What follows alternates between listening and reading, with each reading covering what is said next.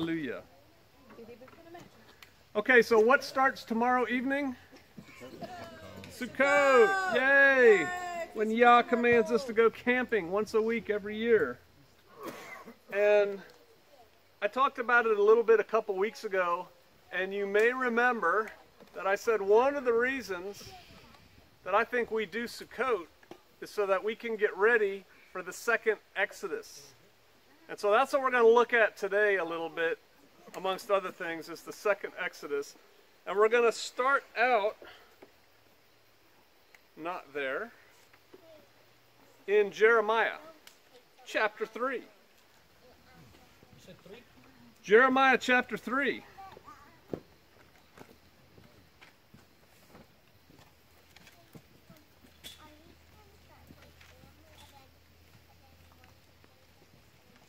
I guess we'll start in 14. Jeremiah chapter 3, verse 14. Return, O backsliding children, declares Yahweh, for I shall rule over you and shall take you, one from a city and two from a clan, and shall bring you to Zion. You know, I have often said that I don't think Shofar Mountain is the final place for any of us. I kind of look at Shofar Mountain and other communities of people in the faith as like lily pads. And it's like people gather and then they go other places, and it just keeps getting more and more consolidated.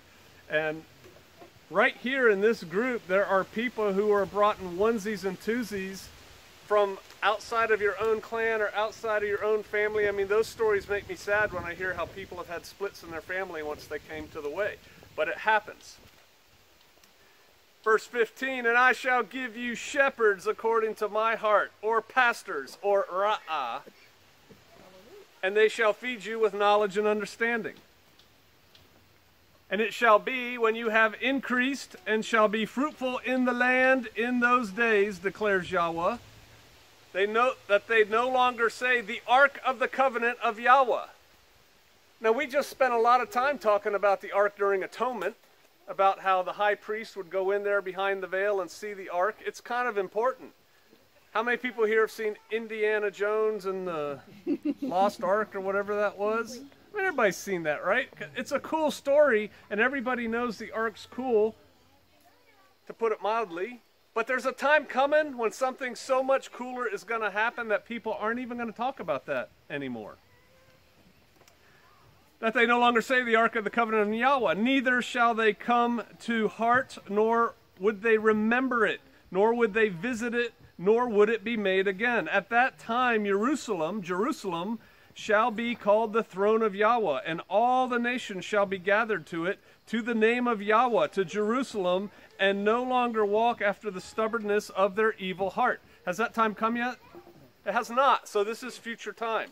In those days, the house of Yehudah shall go to the house of Israel, and they shall come together out of the land of the north and to the land that I have given them as an inheritance to your fathers. Now, we're not going to study this today because we have a lot to look at, but the land that Yah gave to the Israelites is much bigger than the nation state of Israel. It's a huge bit of land. It goes all the way up into Iraq. Modern day Iraq. But I say, how would I put you among the children and give you a pleasant land, a splendid inheritance of the host of my nations? And I said, call me my father and do not turn away from me. See, that's the whole thing. People have turned away from Father Yah. They have turned away from keeping his commandments. Yeshua said, if you love me, keep my commandments. And what's that?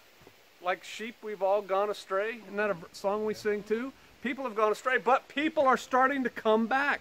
It amazes me the number of people who are coming to the way of late. And it's just like boom, boom, boom. They're popping up all over the place. But indeed, as a wife betrays her husband, so have you betrayed me, O house of Israel, declares Yahweh, by going after other gods, by committing whoredoms with other gods.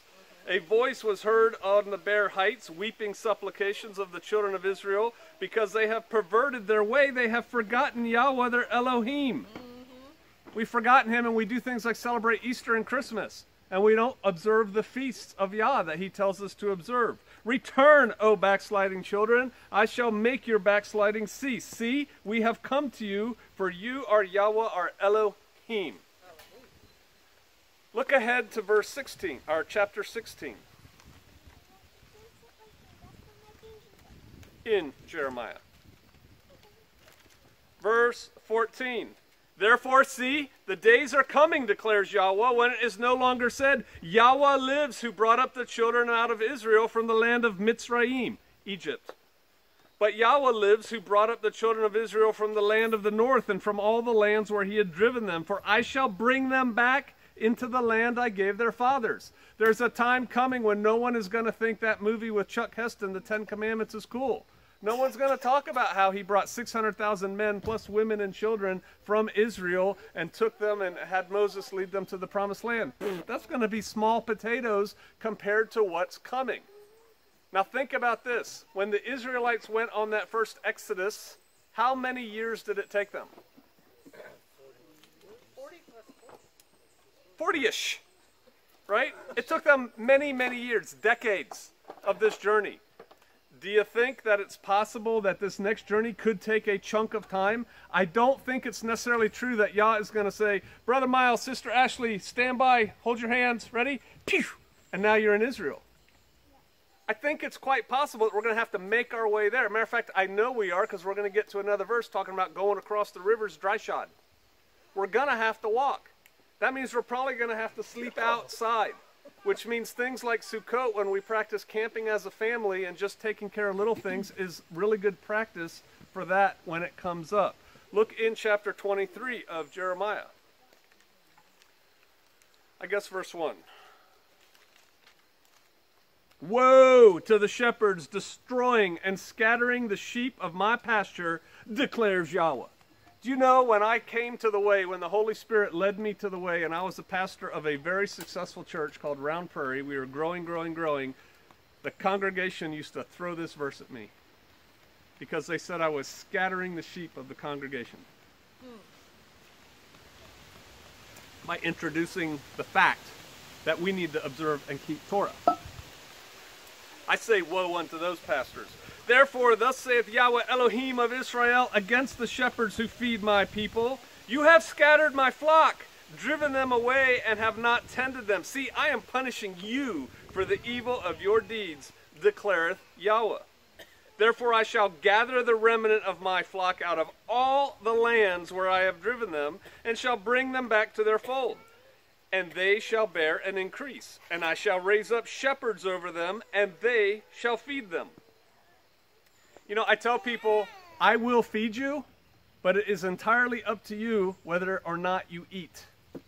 But I'm putting it out there, as the Father gives it to me to give to you.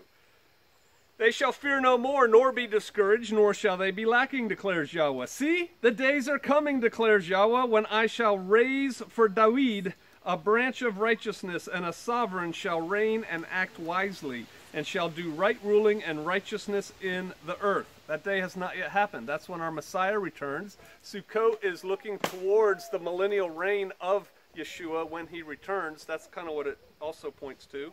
In his days Yehudah shall be saved, and Israel dwell safely. And this is his name whereby he shall be called, Yahweh our righteousness. Therefore see, the days are coming, declares Yahweh, when they shall say no more, as Yahweh lives, who brought up the children of Israel out of the land of Mitzrayim. But as Yahweh lives, who brought up and led the seed of the house of Israel out of the land of the north, and from all the lands where I had driven them, and they shall dwell on their own soil. Consistency. Chapter 30.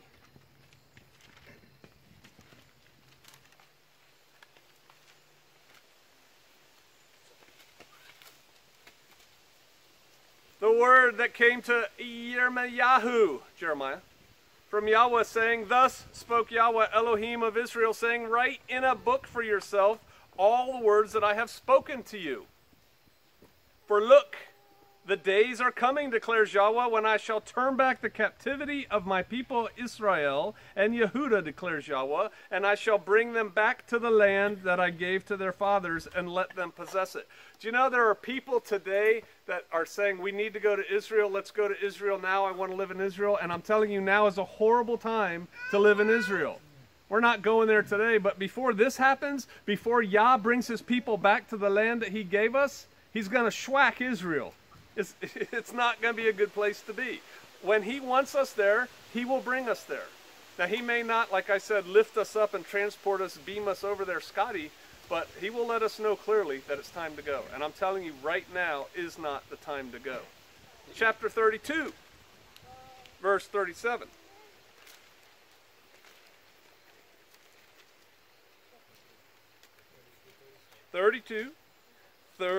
See, I am gathering them out of all the lands where I have driven them in my displeasure. See, that's the thing. At one time, all of Israel was in one place in the land that Yah gave us. He said, go forth and conquer this land. Take it from the Philistines and everybody else, and it's yours. But we as a people lost our way. And we lost following Yah. And quite frankly, some of us weren't those people, right? We were the Goyim, the Gentiles. And then because of the Israelites' unbelief in Yeshua, HaMashiach, some of those branches were broken off of the tree, and branches like us, the wild olives, were grafted in. But now we get to partake of that promise, of that land that he provided for us. And in my wrath and in my great rage, and I shall bring them back to this place and let them dwell in safety. And they shall be my people, and I shall be their Elohim, and I shall give them one heart and one way, to fear me all the days for the good of them and of their children after them. And I shall make an everlasting covenant with them, that I do not turn back from doing good to them. And I shall put my fear in their hearts, so as not to turn aside from me. And that's what he's doing to us now. He's working a work in all of us now. He's starting to put into us the fear of him, the awe, the reverence of him in us, so that we want to do the things he tells us to do. And so he is building this.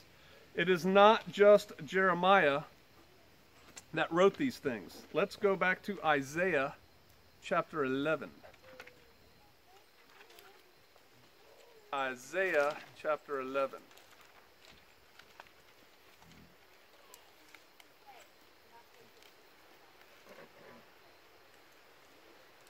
We're going to verse 11, but we're going to start in verse 1. And a rod shall come forth out of the stump of Yishai. What does that say in English? Jesse. And a sprout from his root shall be fruitful, and the Spirit of Yahweh shall rest upon him, the Spirit of wisdom and understanding, the Spirit of counsel and might, the Spirit of knowledge and of the fear of Yahweh, and shall make him breathe in the fear of Yahweh, and he shall not judge by the sight of his eyes, nor decide by the hearing of his ears, but with righteousness he shall judge the poor, and shall decide with straightness for the meek ones of the earth, and shall strike the earth with the rod of his mouth, and slay the wrong with the breath of his lips. Has that happened yet? Has Yeshua judged all these people yet? He has not. That time has not yet come. And righteousness shall be the girdle of his loins, and trustworthiness the girdle of his waist. This is why I started in 11:1. It has nothing directly to do with the sermon today, but it has something to do with what I was talking about with some people this week. How many people can picture in your mind a piece of art, an artwork, where there is a lion laying down in some grass with a cute, cuddly little lamb curled up next to it? The lion laying down with the lamb. How many people here have heard of Monty Judah? Monty Judah is a big Messianic preacher guy out in Oklahoma. He has a ministry. His ministry is called the Lion and Lamb Ministry. The ministry features as its artwork a big lion laying there with a cute little lamb curled up beside of it. There is a theory out there called the Mandela effect that says things have changed. There's a slip in the matrix, and I actually half believe it. There are weird things out there that many people remember as true, that it's like, no, it doesn't say anything about a lion laying down with a lamb. A wolf shall dwell with the lamb, and the leopard shall lie down with the young goat. Now, how many people remember a picture of a wolf laying in the grass with a cute little lamb curled up on it, hung over some baby's crib somewhere? Nobody. Why does everybody remember the lion laying down with the lamb? There's a lot of, if you Google image lion and lamb, you'll see tons of that picture of a lion and a lamb, different ones. People have done it forever. Just something to think about. And the calf and the young lion and the fatling together, and a little child leads them. And the cow and the bear shall feed, their young ones lie down together, and a lion eats straw like an ox. And a nursing child shall play by the cobra's hole, and the weaned child shall put his hand on the adder's den. They do no evil nor destroy in all my set-apart mountain, for the earth shall be filled with the knowledge of Yahweh as the waters cover the sea. And in that day there shall be a root of Yishai, Jesse, standing as a banner to the people. Unto him the nations shall seek, and his rest shall be esteemed. Here's why we're here. And it shall be in that day that Yahweh sets his hand again a second time to recover the remnant of his people who are left, from Ashur, and from Mitzrayim, from Pathros, and from Cush, and from Eliam, and from Shinar, and from Hamath, and from the islands of the sea. And he shall raise a banner for the nations, and gather the outcasts of Israel, and assemble the dispersed of Yehudah from the four corners of the earth. And the envy of Ephraim shall turn aside, and the adversaries of Yehudah be cut off. Ephraim shall not envy Yehudah, and Yehudah shall not trouble Ephraim. Remember when I said that the Day of Atonement, I think, is pointing to the time when the Jews get it, and they wake up, and the two branches are going to be brought, the two sticks are going to be brought back together. Let's go to Ezekiel. Things are different in this Bible. But I think we're here. Yes. Ezekiel chapter 20. Let's see.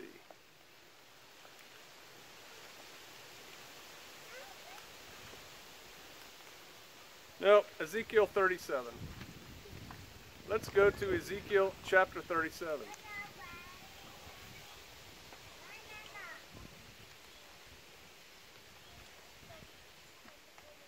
The hand of Yahweh was upon me, and he took me out by the Spirit of Yahweh, and he set me down in the midst of the valley, and it was filled with bones.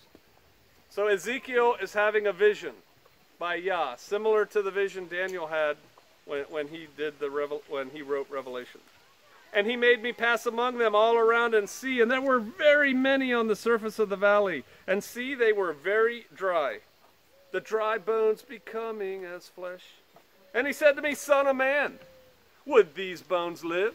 And I said, O Master Yahweh, you know. And again he said unto me, Prophesy to these bones, and you shall say to them, O dry bones, hear the word of Yahweh. Thus said the Master Yahweh to these bones, See, I am bringing into you a spirit, and you shall live. And I shall put sinews on you, and bring flesh upon you, and cover you with skin, and put a spirit in you, and you shall live. And you shall know that I am Yahweh. And I prophesied as I was commanded, and as I prophesied there was a noise and there was a rattling, and the bones came together, bone to bone. Man, why is this not a kid's Sunday school story?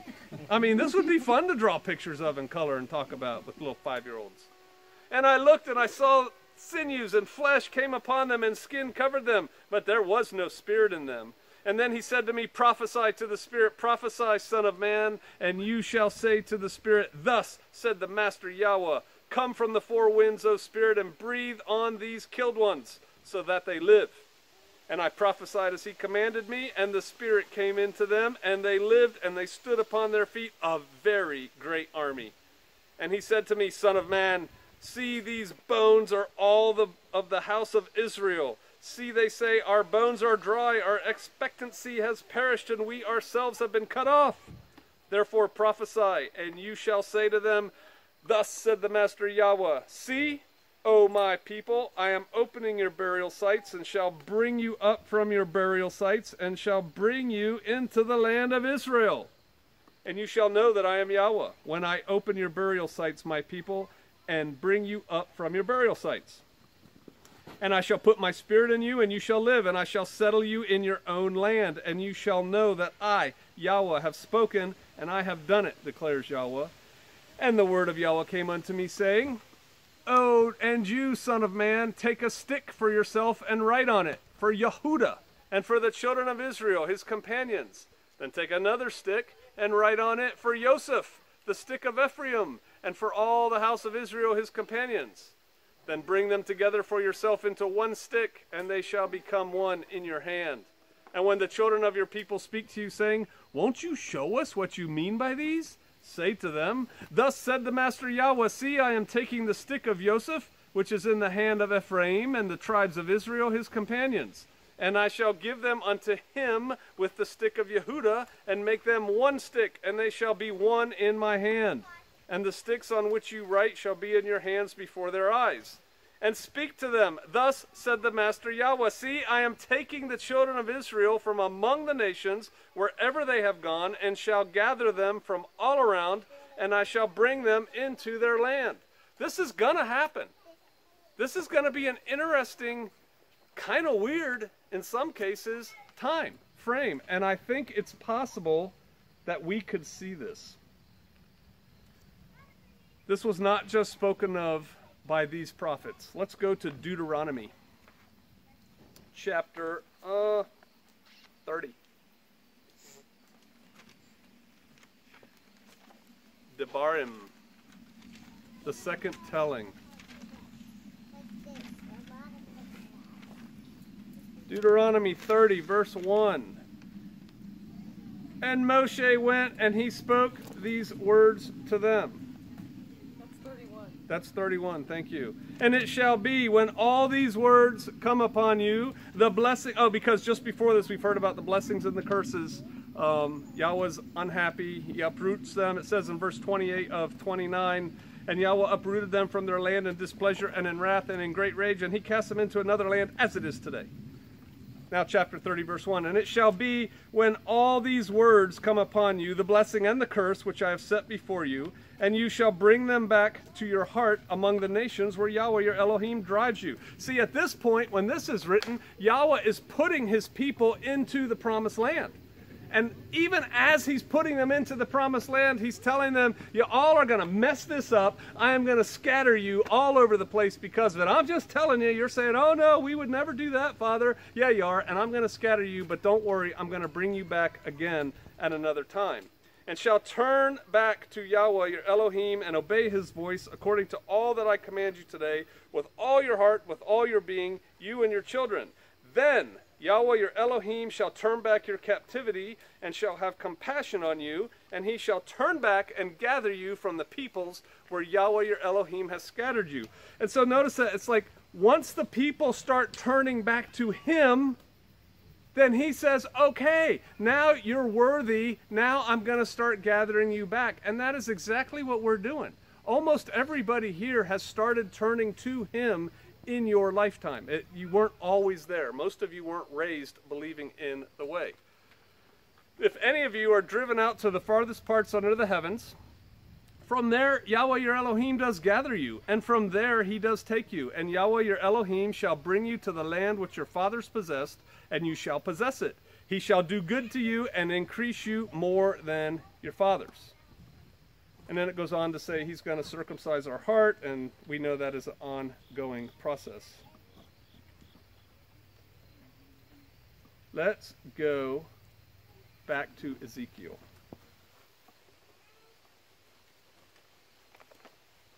How many people knew all about 2nd Exodus before today? How many people know a lot about 2nd Exodus? Nobody knew all about it. All right, good. Ezekiel chapter 20. Ezekiel chapter 20. Verse 33 of Ezekiel chapter 20. As I live, declares the Master Yahweh, do not I, with a mighty hand and with an outstretched arm and with wrath poured out, reign over you? And I shall bring you out from the peoples and gather you out of the lands where you are scattered, with a mighty hand and with an outstretched arm and with wrath poured out. That right there tells me that when he gathers us out of the lands, it's not going to be a simple, free, easy walk. There's wrath, there's outstretched arm, there's the mightiness of Yah. There is stuff going on and happening then. And I shall bring you into the wilderness of the peoples, and shall enter into judgment with you face to face there. Remember when atonement's called face to face? As I entered into judgment with your fathers in the wilderness of the land of Mitzrayim, so I shall enter into judgment with you, declares Master Yahweh. And I shall make you pass under the rod, and shall bring you into the bond of the covenant. So he's gathering the people to the wilderness on their way to the promised land. In a lot of ways, I think we could make a case that the people who are moving from wherever y'all were to the Ozarks is a form of doing that. And then as we come, we're passing under the rod, and we're getting strengthened, and we're getting more and more in the way and in the groove, getting more and more prepared for what he has for us. Verse 38, and purge the rebels from among you, and those who transgress against me. The people who aren't serious don't make it.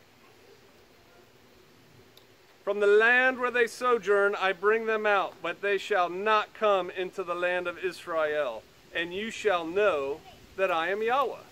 So see, this is a thinning out. Who just did a video? Patriot Nurse just did a video on the thinning out, on the selection, on the screening out of Yah's people. I didn't watch the whole thing. I saw the beginning of it. The sifting.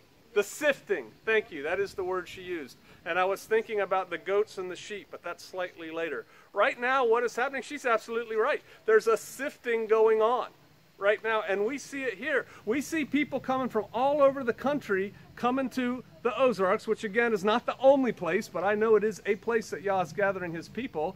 And there's a sifting going on, and people who are serious kind of matriculate through that sifting, and people who aren't are like, yeah, no, this isn't for me, and they're back into the world. I just think that's interesting. This is not all Old Testament stuff.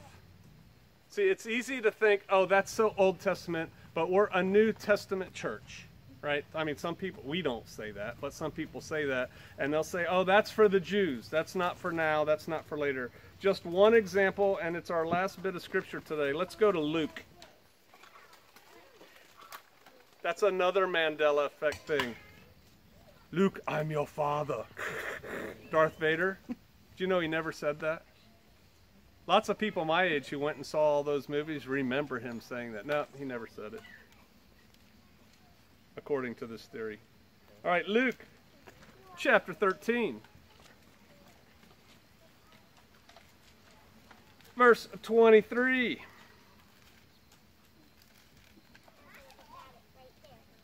And someone said to him, Yeshua HaMashiach, Jesus the Christ, someone said to Yeshua, Master, are there few who are being saved? Wait a minute, it doesn't sound like everybody's getting saved. Is there just a few that are being saved?